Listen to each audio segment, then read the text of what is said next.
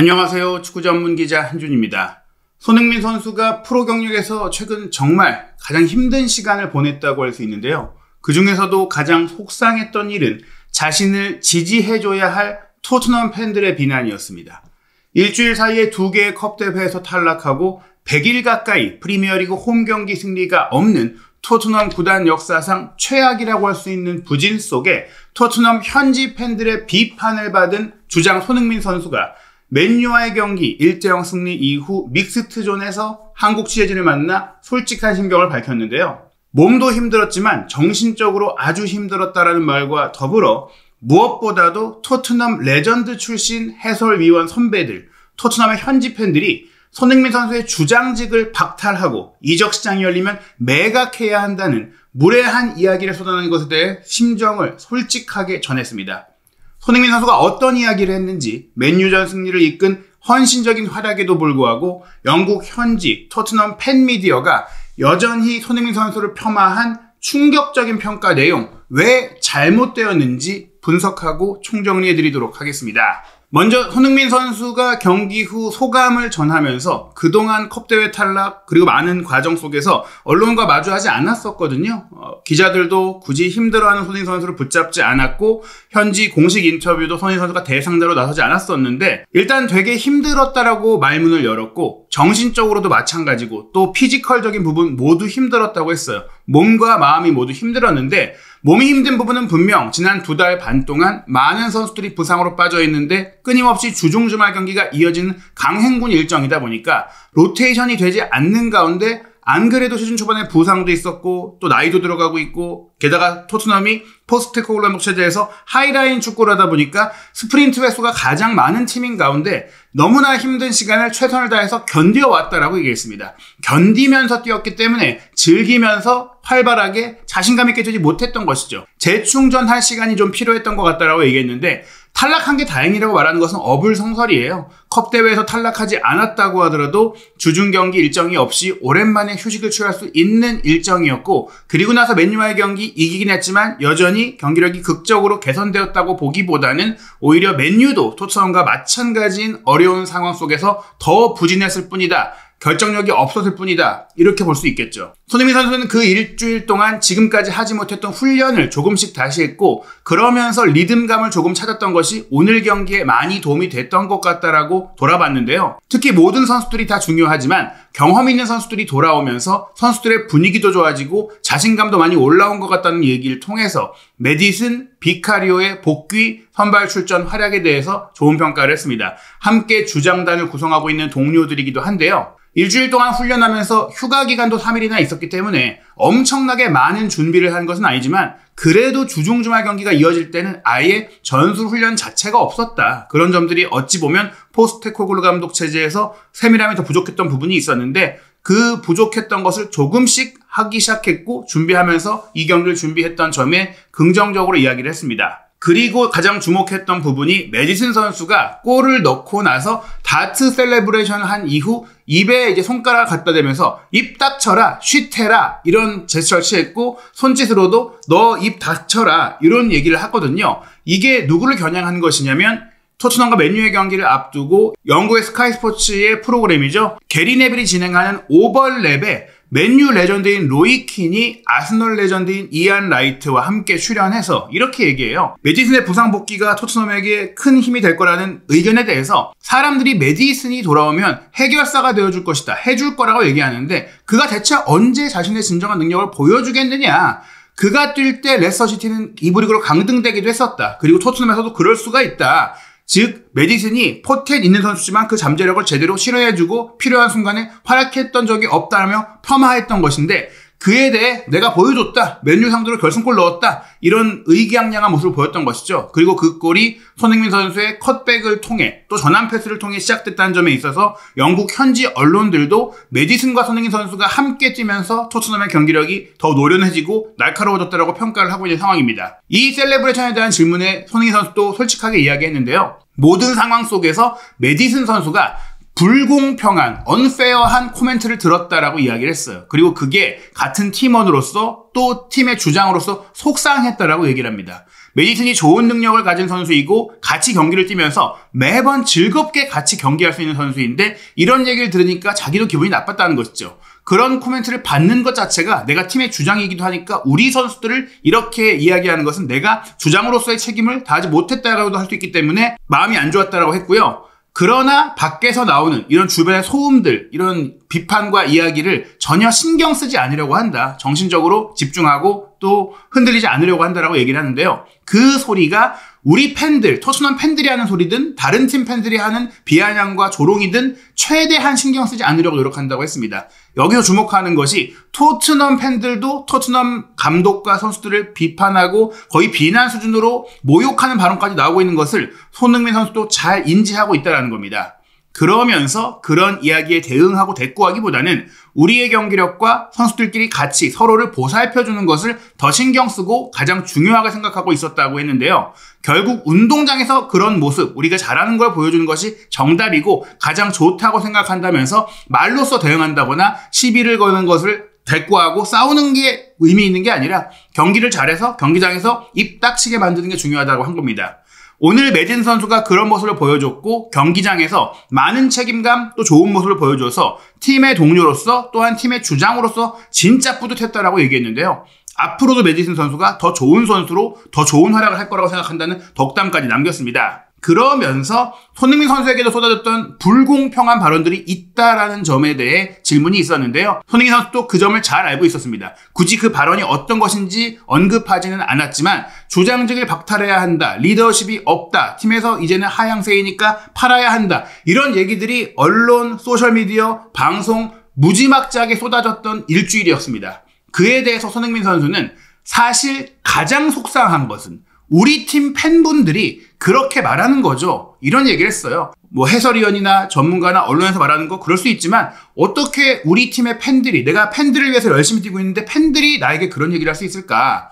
물론 우리가 쉽지 않은 상황이었고 좋지 않은 결과를 냈을 때 비판을 받아야 한다면 선수단에서는 당연히 주장인 제가 제일 우선시되어서 그 이야기를 들어야 한다고 생각하지만 속상하긴 했다라고 솔직히 말한 겁니다. 일단 그런 것들을 전혀 신경 쓰지 않으려고 노력한다고 했는데요. 지금까지도 항상 제가 못하든 잘하든 제 이름을 걸고 얘기할 수 있는 건 항상 최선을 다하고 있기 때문에 내 태도에 대한 언급도 나는 굉장히 불쾌했다 또 한번 얘기한 거예요. 손흥민 선수가 태업을 하고 있다, 팀을 떠날 생각도 하고 있는 것 같고 그로 인해 팀에 전념하지 못하는 것 같다라는 언론 반응과 팬 코멘트도 있었기 때문에 그 점이 아마도 가장 분노했던 것 같습니다. 경기력에 대한 문제라 기회를 놓친 것이나 그런 것들에 대한 비판은 받아들일 수 있는데 태업하고 있다? 이건 정말 화가 났던 손흥민 선수를 정말 기분 나쁘게 했던 발언이라는 것이죠. 제가 열심히 하고 있는 그런 부분들이 그런 불공평한 코멘트 하나하나, 그게 영국 언론이 됐든 한국 언론이 됐든 혹은 토트넘 팬분들이 됐든 간에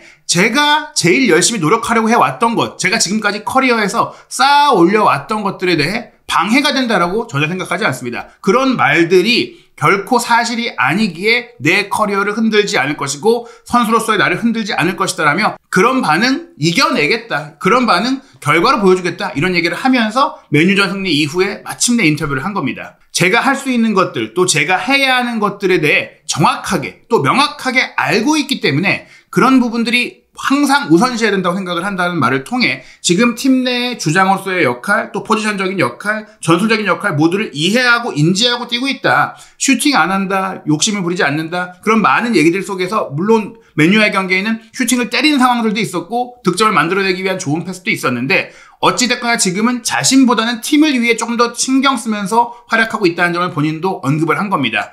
지금은 저보다 팀이 더 중요한 순간이고 제 것을 조금 내려놓더라도 팀이 좀 더 좋은 위치로 올라가야 하는 것들이 당연하다고 생각하기 때문에 거기에만 온통 집중을 하고 있다는 말을 통해 본인이 피니셔로서 능력이 뛰어나지만 다른 선수들이 그 피니셔를 돕기 위한 능력이 너무 떨어지니까 손흥민 선수가 피니셔로서의 역할을 양보하면서 도우미로서의 역할을 하고 있다는 점을 우회적으로 언급을 한 겁니다. 그럼에도 불구하고 토트넘 현지 팬들, 현지 팬미디어의 평가가 충격적인데요. 이번 맨유와의 경기 마틴스텔 선수가 무려 7개나 되는 경기 최다 슈팅을 때리고도 마무리가 좋지 않아서, 결정력이 좋지 않아서 허비한 기회가 굉장히 많았어요. 마틴스텔에 대해서 스퍼스웹, 토트넘 팬미디어 중에 최대 매체는 평점 6점을 주면서 준수했다, 무난했다는 평가를 했고 마지막에 터치가 조금만 더 좋았다면 2골 정도를 넣을 수 있었을 것이다라고 얘기하면서 그러나 그가 어떤 선수인지를 보여준 좋은 경기였다라고 좋은 평가를 했습니다. 그런데 만약 같은 기록, 같은 플레이를 손흥민 선수가 했다면 스퍼스 웹은 그야말로 혹평을 쏟아냈을 겁니다. 손흥민답지 않다. 어떻게 그런 기회를 놓치냐? 어떻게 그런 슈팅이 나오냐? 그랬을 거예요. 그런 경기력이었는데 손흥민 선수에 대해서는 그런 마티스텔보다 낮은 평점 5점을 주면서 전반전에는 많은 의지와 열정을 가지고 뛰었지만 후반전에는 때때로 의사결정이 최고가 아니었다라면서 전술적 판단력에 대해 문제를 제기했고 그의 세트피스도 최고가 아니었다면서 프리킥 크로스, 코너킥 연결이 다 아쉬웠다라고 했어요. 아슬아슬하게 위협적인 크로스가 충분히 왔는데도 말이죠. 하지만 그는 많은 시간을 뛰었습니다. 솔직히 우리는 승리를 가져왔고요 라면서 그동안 많은 경기를 소화했기 때문에 지친 것 같다 라고 얘기를 했는데 지친 것 이상이었어요. 이날 경기에 손흥민 선수는 오른쪽 허벅지에 엄청난 테이핑을 하고 근육 통증을 참아가면서 뛰었고 전반전에 카세미로의 거친 백태클에 이어 그 근육 통증이 타박상으로 이어지면서 교체됐던 과정도 포스테코글루 감독이 부상 때문이었다고 말할 정도로 몸 상태가 힘든데도 꾸역꾸역 온 힘을 다해서 헌신했는데 이런 평가를 받는다는 건 정말 불쾌한 일인 겁니다. 또 다른 토트넘 팬미디어인 토트넘 호스퍼 뉴스, 이 매체가 정말 문제인데요. 이 매체가 축구를 제대로 볼 줄도 모르면서 최근에 여러 자극적인 기사들을 만들어내면서 토트넘을 정말 응원하는 매체가 맞는지를 의심할 정도의 무례한 보도들이 나오고 있는데 손흥민 선수의 평점을 4점을 줬습니다. 누가 봐도 많은 공신력 높은 매체들도 손흥민 선수가 메디슨의 결승골이 나오는 과정에 했던 그 과감했던 문전을 부시고 균열을 만든 크로스, 그 시작이 됐던 전환 패스 그런 것들을 인정하면서 좋은 평가를 했는데 4점이라니요. 그리고 마티스텔이 5점, 교체로 돌아와서 거의 존재감이 없었던 사르, 존슨, 그레이, 비수마에게 5점 주고 손흥민 선수에게 최저 평점 4점을 준 겁니다. 그러면서 토트넘 호스퍼 뉴스는 경기 내내 기여한 것 같지 않았던 주장 손흥민 선수에게 또 다른 힘든 하루였다. 홈팬들의 열렬한 응원에도 불구하고 몇 차례 어이없는 크로스가 최근에 그의 부진을 요약했다라는 말도 안 되는 거짓 평가를 했습니다. 좋은 크로스 많았고 득점도 기여를 했고 득점 되어야만 했던 결정적인 키패스도 연결했고 이날 경기 기회 창출 1위가 손흥민 선수였고 경기 막판 교체 아웃될 때 기립박수까지 받았는데 이런 평가를 내놓은 겁니다. 경기 제대로 안 본 사람들은 정말 손흥민 선수의 경기력이 완전히 맛이 갔다고 생각할 수밖에 없는 말도 안 되는 가짜 뉴스 수준의 평점인 것이죠. 마티스텔에 대해서는 에스턴 빌라를 상대로는 득점을 했지만 때때로 이번 경기는 고전하는 듯한 힘든 하루를 보냈다. 그래도 에너지가 넘치고 앞으로 큰 도움이 될 수 있는 선수라면서 상반된 평가, 너무도 주관적이고 너무도 자의적인 평가가 나온 겁니다. 그냥 갖다 붙인 대로 평가를 쓴 거예요. 에너지가 넘쳐 보이지도 않았습니다. 심각만큼 기대만큼의 폭발력도 없었고 슈팅은 허술했고 약했거든요. 실제 테리 놓친 기회들을 보시면 전반 24분 2대0의 추가골이 될 수 있는 장면, 손흥민 선수의 완벽하게 내준 오픈 찬스, 이 컵백을 받아서 왼발 슈팅을 가져갔는데 오나나 골키퍼의 정면으로 갔기 때문에 막혔어요. 오나나의 선방이라고 보기 어려운 그냥 쉽게 막을 수 있는 슈팅을 때린 것이죠. 후반전 들어 53분에는 스펜스가 왼쪽에서 과감한 돌파로 차이를 만들고 내준 컵백을 클루셉스키가 살짝 툭 백힐로 돌려주면서 테리 골문 앞에서 중심이 무너진 오나나를 뚫고 충분히 득점을 할 수 있는 장면인데 반응이 늦으면서 삑사리가 났다고 하죠. 허공으로 그냥 치솟는 말도 안 되는 빅찬스 미스를 하고 말았습니다. 61분 같은 경우에도 손흥민 선수가 사이드에서 메디슨에게 공을 주고 뒷공간으로 움직이는 3자의 오프더볼 움직임을 잘 가져갔어요. 엄청난 속도로 뛰어들어갔는데 중앙에 버티고 있던 마티스텔이 뛰어들어가는 걸 보고 메디슨은 손흥민 선수가 아니라 텔 쪽으로 패스를 했습니다. 여기서 메디슨이 손흥민 선수 쪽으로 뒀더라면 더 좋은 슈팅각이 나왔을 거예요. 왜냐? 마티스텔은 동작도 느리고 순발력도 느렸고 게다가 터치도 투박했는데 더 리우트 앞에서 허무하게 빗나가는 슈팅을 때려 맞았던 것이죠. 여기서 마티스텔이 공을 잡았을 때 손흥민 선수는 이미 가속을 하고 있다 보니까 패스를 주면 오프사이드에 걸리는 상황이긴 했어요. 그래서 슈팅을 때리긴 했지만 슈팅을 어떻게 이렇게 때릴 수 있느냐. 그리고 애초에 메디슨도 더 좋은 패스 코스, 손흥민 선수를 찾아서 줘야 하는 게 아니냐고 생각을 했을 때는 손흥민 선수는 움직임도 좋았고 연계도 좋았고 키패스도 좋았고 득점도 이끌어냈는데 어떻게 이런 평가를 토트넘 팬들이, 토트넘의 모든 경기를 보는 팬들이 할 수 있냐라고 정말 화가 나는 겁니다. 텔은 75분에도 손흥민 선수가 중앙으로 이동하고 본인이 왼쪽으로 이동했을 때 손흥민 선수가 오히려 텔이 해줬어야 되는 중앙에서의 포스트 플레이, 스크린 플레이, 등지고 내준 패스, 논스톱 슈팅으로 가져갈 수 있게 해줬는데 이 슈팅도 허무하게 땅볼로 골키퍼 정면으로 갔어요. 차라리 바뀌었다면, 손흥민 선수와 텔의 자리가 계속 바뀌었다면 손흥민 선수는 충분히 골을 넣었을 수 있는 경기라는 것이죠. 호스퍼 HQ는 이날 경기 저는 부진했다고 생각하는 클루셉스키에게 7점 주고 텔 5점, 손흥민 선수 6점 줬어요. 텔에 대해서는 손흥민 선수보다 낮은 평가를 한 것은 맞지만 쿨루세프스키가 평소와 다름없는 모습 보여줬다? 평소에 계속 못하고 있었어요. 물론 지쳤고 강행군 일정 속에 쉬지 못해서라고 저도 생각을 하지만 그의 운동 능력과 축구 지능이 맨유에게 압박을 가했다? 저는 그렇다고 보지 않았거든요. 그리고 손흥민 선수에 대해서 토트넘의 주장답지 않은 모습을 보였다. 몇 번의 좋은 침투, 영리한 패스가 있긴 했지만 왼쪽 측면에서 오버래핑하면서 더 위협적인 모습을 보였던 스펜스와 달리 마즈라위나 달롯과 지속적으로 맞섰는데 어려움을 겪었다고 했는데 손흥민 선수가 사이드로 벌려놓고 공간 만들어주고 수비를 끌어들였기 때문에 그 공간을 스펜스가 활용했고 인버티드로 들어가서 더 날카로워 보였던 겁니다. 제가 입중계 중에 얘기했듯이 오히려 손흥민 선수를 왼쪽 풀백으로 놓고 지금 포스텍 감독의 전술에서는 인버티드 풀백으로 쓰면 자유롭게 더 많은 슈팅 때리고 더 많은 기회가 손흥민 선수에게 올 정도로 풀백 중심의 경기를 하고 있는데 윙어를 그저 미끼로만 쓰고 있는데 이런 평가를 하고 있다는 것은 정말 토트넘 팬미디어들 당장 폐쇄하고 어떻게 보면 이제는 평점을 매기려면은 자격증 발급을 하고 자격증 받은 사람만 평점 매겨야 된다고 생각이 들 정도로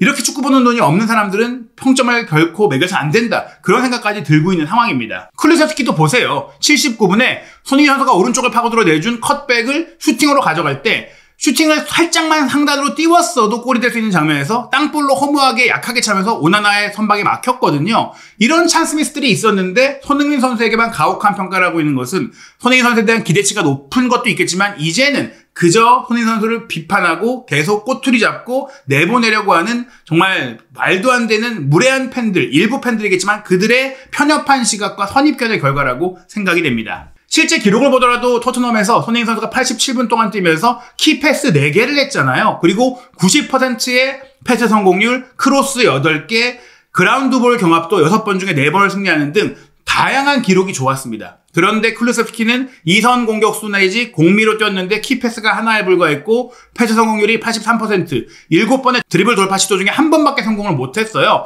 지상볼 경합도 힘이 좋은 선수인데 14번 중에 2번밖에 못 이겼습니다. 물론 최근 경기에서 쿨루세프스키의 부진이 지쳤기 때문이라는 건 저도 이해하지만 이날 경기력은 분명 객관적인 기록으로 보더라도 안 좋았거든요. 마티스텔도 마찬가지입니다. 패스 성공률 76%, 키패스 겨우 1개, 지상볼 경합 11개 중에 2개 승리. 공을 따내지를 못했단 말이죠. 이런 모든 기록을 봐도 손흥민 선수가 통계 매체 기반으로 최고 평점을 받은 공격수라는 것은 명확했는데 토트넘, 심지어 영국 언론들도 손흥민 선수에게 좋은 평점과 좋은 평가를 했는데 어떻게 토트넘 팬미디어가 이런 평가를 할 수 있느냐. 이것은 굉장히 무례하고 실망스러운 일이라고 말씀드릴 수가 있겠습니다. 토트넘의 다음 경기는 오는 주말에 펼쳐집니다. 우리 시간으로 2월 23일 일요일 0시 프리미어리그 26라운드 입스위치 타운과의 원정 경기인데요. 이번 라운드 토트넘은 11위인 브렌트포드와 승점 차를 1점 차로 좁히고 10위권 진입을 노리고 있습니다. 브렌트포드가 이번 라운드에 레스터시티와 원정 경기를 치르는데 레스터시티도 최근 잔류를 위해서 절박한 상황 속에서 승점을 조금씩 쌓아 올려가고 있거든요. 입스위치 타운도 승점을 얻어내면서 두 팀 모두 승점 17점, 18위, 19위 여전히 강등권이긴 한데 울버햄튼이 본머스 원정을 치른다는 점에 있어서 입스위치와 레스터가 나란히 강등권을 탈출할 수 있는 절호의 기회라고 할 수 있고요. 에버튼이 맨유와 홈경기인데 맨유가 지금 15위로 내려가고 에버튼이 14위입니다. 이 경기 결과에 따라서 어떤 팀이 토트넘과 순위 경쟁을 또 펼칠지가 주목이 되고 크리스탈 팰리스의 풀럼 원정 경기도 토트넘이 다시 강등권에 가까워질지 아니면 10위 안으로 들어갈 수 있을지에 대해 판가름이 날 것 같아요. 그리고 여기에는 손흥민 선수의 활약이 꼭 나와서 멋진 골이 나와서 축구를 제대로 알지도 못하면서 비판하고 평가하는 토트넘 일부 현지 팬들, 토트넘 현지 미디어의 입을 꾹 닫게 만드는 그런 활약이 나오기를 기대해 보겠습니다. 한준TV 구독, 좋아요, 알림 설정을 통해 입스위치 타운과의 경기, 손흥민 선수의 활약, 실시간 소통 방송 입중계와 경기 후 분석, 현지 반응 확인하시기 바랍니다.